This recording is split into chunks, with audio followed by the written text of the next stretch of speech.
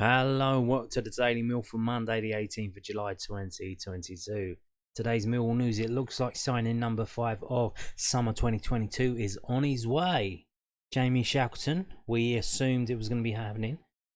Some delay for whatever reason, but we now have news about his move. And it's good news. This is from londonnewsonline.co.uk, but it's been everywhere. I think it was first in theatlantic.com, and then but that's behind a paywall, and then so what that means is a lot of other websites they pick it up and regurgitate it because people ain't gonna see it on the Athletic anyway. Millwall medical tomorrow for Leeds United midfielder Jamie Shackleton ahead of season-long loan switch. Millwall have agreed a season-long loan deal for Leeds United midfielder Jamie Shackleton, a 22-year-old who can also play at right back, is expected in the capital tomorrow to complete a medical. Shackleton will become the second Leeds player to join the lines on a temporary basis, with England under-21 international centre-back Charlie Cresswell making the same switch earlier in the transfer window, but Millwall looks set to be in a strong position to turn a former England under-20 international stay in SC16 into a permanent arrangement if he impresses. Shackleton started training with United at the age of 7. He made his first team debut in a 4-1 win over Derby in August 2018. Shackleton made 48 appearances in all competitions for Leeds in the next 2 seasons, featuring 22 times in the second one as Marcelo Bielsa's side surged to the Championship title. The Leeds-born player signed a 4-year contract extension with Leeds in August 2020. So what this is there is an agreement, it seems, that next summer we can sign him permanently if there's an agreement. And I believe that the reason why it was held up because they were there was a haggling over the transfer fee. So the transfer fee is set already, I think. That's what we believe. And if everyone's happy about how the loan goes out, how it works, if it works for him, it works for us, then we can make it permanent. So that's good, because we don't want to play a blinder and then have him shipped off to another team. That's not what we want. But yeah, another midfielder and a right back as well. Interesting stuff. Interesting. So medical tomorrow for him. We're going to move on now to this from news@den.co.uk. Millwall CEO discusses his election to EFL board. Having been elected to the EFL board at the start of June, Steve Kavanagh has a clear vision of what he wants to achieve. The Millwall CEO won't be representing the club while working with the English Football League, but is determined to create a better competitive environment for the Lions and other Championship sides who find themselves in similar positions.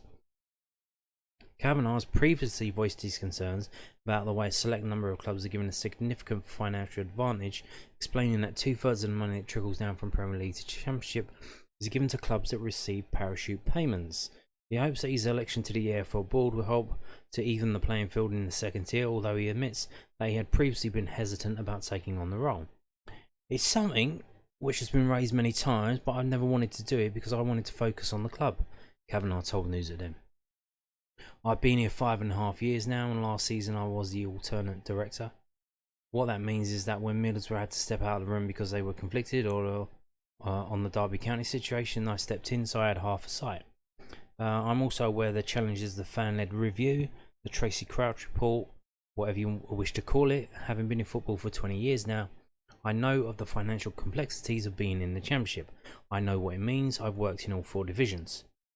We're at a moment in time where there's a call from the government and the opposition to correct the funding situation between the Premier League and the Championship. You don't need a parachute if you haven't got a cliff edge between the finances in the 2 divisions. They make the money; it's their money. What are you trying to steal their money? That's communism. You don't have a right to that money. That's why it's given to the clubs that get relegated from the Premier League. They've earned it. They got promoted, then they got relegated. It's their money. Why What is this? Why are you trying to steal their money that they've earned? This is a moment where I felt that Millwall need to be represented at the top table. Obviously, I'm not here. I'm not there as Millwall. I'm there as me.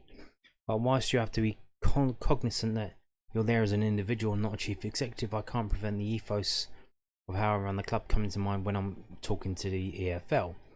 It was a really important time to push myself forward, to be at the table and to help steer what's going on, and to try and make sure that whatever the future looks like, it gives me all the best opportunity of thriving as a club, because this club deserves it. Okay. So there's that. We're going to hear from Gary Rowett now on two situations. The first one is this from newsatden.co.uk about Isaac Olaofe. So he's talking about how he's been performing. Mill boss on Isaac Olaofe's performances. Gary Rowett has been impressed with Isaac Olaofe's pre-season performances so far. Olaofe, 22, is yet to make his first competitive appearance for Millwall, having gone out on loan 3 times to Sutton United and once to Scottish Premiership side St Johnstone. However, the striker has been given a chance to prove his worth in pre-season and impressed his manager with his performance against Colchester United. Tano's been excellent in the loans that he's had. I think you can see the goal scoring threat that he's got over the top, a bit like Tyler at times. We just need him to tidy up a little bit more technically, sometimes to keep possession of the ball when we need to, but those are the things that those young players have got to learn. The next step into the Championship is a difficult step, Rowett added. The Mill boss also highlighted Tyler Burry, who broke into the Lions' first team last season after being picked up from AFC Wimbledon in 2019. The 21-year-old is a natural forward, but has been played as an attacking midfielder in recent friendly matches. Rowett explained that while both players have impressed him so far, he hasn't decided on whether or not they will be able to contribute regularly in the Lions starting lineup this season. I think what they've done is that they've both given themselves a fabulous chance. Obviously, Tyler's had that experience while Tano hasn't, and all they can do is keep making me think, can they do it? Or whether we strengthen with something different, that's all we can do. They've both been excellent in pre-season so far. I thought Tyler found it a little bit harder to find space tonight against Colchester United than he did against Dartford, of course. As a 10, that's something he's going to have to improve on as well. But that's what these games are about. It's about learning, taking those performances forward and impacting at Championship level, which is what they both want to do. Indeed. And we are also going to hear from Gary Rowett from newsatden.co.uk as well on the Heatwave. Millwall boss on training during extreme heatwave. Gary Rowett has confirmed that Millwall's training schedule has been changed as a result of the heatwave. The UK is set for record-breaking weather in the next 2 days, the hottest temperature ever recorded currently at 38.7. However, the forecast for Tuesday, July the 19th, indicates that it could reach a new high of 41 degrees Celsius, forcing a number of clubs to rethink their pre-season preparations this week. Millwall are no different, and manager Gary Rowett has confirmed that the Lions have altered their training sessions in order to allow the players to work safely. We've had to train earlier, just for safety really, Rowett told News at them. We'll normally start at 10:30 AM, but we've got them in for 8 AM to start at 9. So we're trying to get them out and off the pitch by 10:30 AM.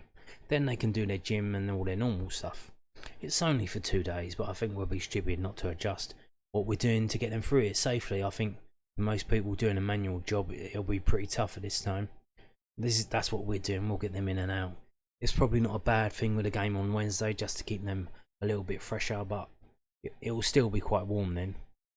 They'll still do more or less the same work, but we're just trying to fit in a little bit earlier when it's cooler. We haven't got air conditioning at a training ground, so we're trying to get them out of the building earlier. That's all we can do. The players worked really hard today. They found it tough, but now they're on their way home. They can have a bit of a rest and relaxation, but it'll be hard for anyone to escape the heat. Indeed, there's no escaping the heat. It's a heat wave. So there you have that from Gary Rowett. And just a reminder, tomorrow there is a game in the heat wave, and the club have put up a reminder, millwallfc.co.uk.